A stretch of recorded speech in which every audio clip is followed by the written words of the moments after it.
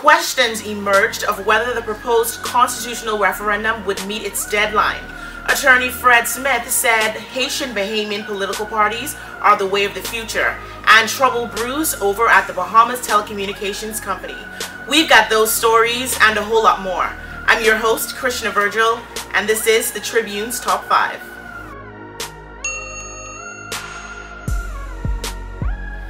The equality vote that was planned by the Christie administration to take place in June of this year could be a no-go, as Constitutional Commission officials expressed doubt that the vote is going to meet its deadline. Constitutional Commission Chairman Sean McQueenie said it is doubtful that the referendum on gender equality will be held in June, and admitted on Sunday that despite efforts of the Commission, it is unlikely that the bills will gain the unanimous support of parliamentarians.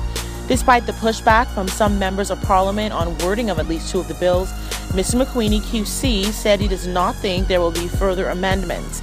Speaking about the controversial fourth bill, Mr. McQueenie reveals the government recently obtained the legal opinion of Michael Beloff QC, a former president of Oxford University in the United Kingdom and one of the world's leading constitutional law attorneys, who dismissed as illegitimate concerns that the bill could open up the door to same-sex marriages in the country. A commission featuring Mr. Beloff's opinion could soon be tabled in the House of Assembly, Mr. McQueenie said. Following 4 delays of the proposed referendum, Prime Minister Perry Christie told a reporter earlier this month that he hopes to avoid further postponements and hold the referendum in June. This, however, seems unlikely. 2 men died and another 2 were left fighting for their lives in hospital after gunmen opened fire in the Plantal Street area on Monday night.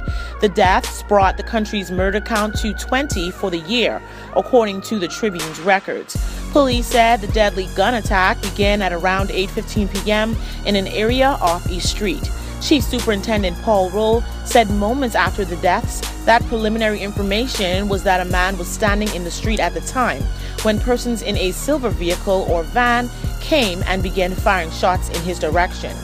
He said 2 persons were fatally shot on the scene and 2 additional persons were taken to the Princess Margaret Hospital immediately.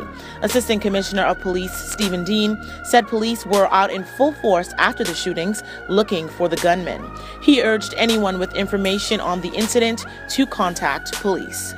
Attorney Fred Smith QC was at the center of controversy this week once again, as he revealed that he saw nothing wrong with Haitian Bahamians forming political groups or running for office. Human rights activist Fred Smith QC insisted on Tuesday that the country was on its way to seeing Haitian Bahamians emerge as parliamentary leaders.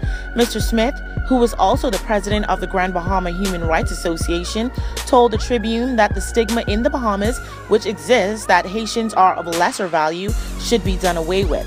He went on to again chastise the Christie administration over its immigration restrictions, maintaining that the government has encouraged a culture of hatred toward Haitians. He said, quote, "Bahamians of Haitian descent are a large part of our society, so without doubt, you will see people of that heritage as members of parliament and at the forefront of the political arena. I don't see what is wrong with it. People have the freedom of association under the Constitution. I see nothing wrong with people promoting self-interests in political parties for social benefits for different parts of the community." End quote. Mr. Smith said it is time for the conversation in the country to focus on how immigration can create diversification.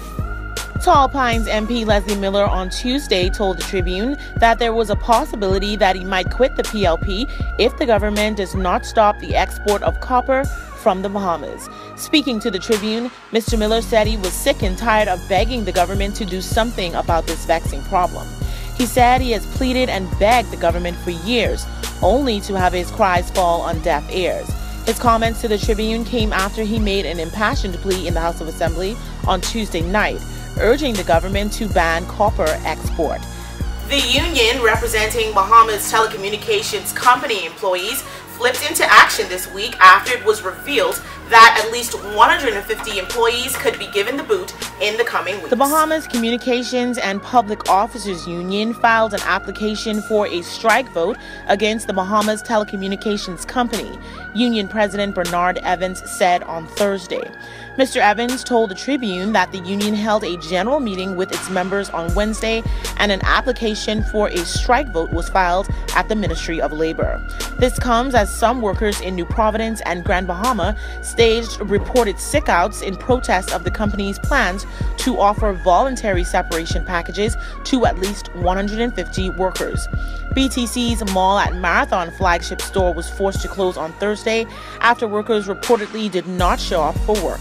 The Tribune also understands workers staged a mass sickout in Grand Bahama on Thursday, forcing the closure of BTC's main offices downtown. Staff at the East Sunrise Highway and Settlers Way offices also did not report to work. BTC's public relations officer Indira Cawley confirmed that the Mall at Marathon store was closed, but would not say why or when the store would reopen. According to BTC, several other stores closed on Thursday, including locations in Eleuthera, Cat Island, Exuma, and Andros. Rumors began to spread on social media on Wednesday that BTC employees refused to go to work after they were informed that the company is attempting to cut between 150 to 250 jobs. On Tuesday, Mr. Evans said the impending staff cuts were shocking and insulting. He said BTC employees are distraught over the rushed, sneaky way that the company is handling the move. When contacted for comment on Thursday, Mr. Evans denied that the union members were striking. However, he said he also heard that some persons were not reporting to work. Want to get in on the discussion? Well, here's how you can. Just log on to our website at www.tribune242.com. Like us on Facebook, the Tribune News Network. Send us a tweet at Tribune242 or subscribe to our YouTube page, Tribune242.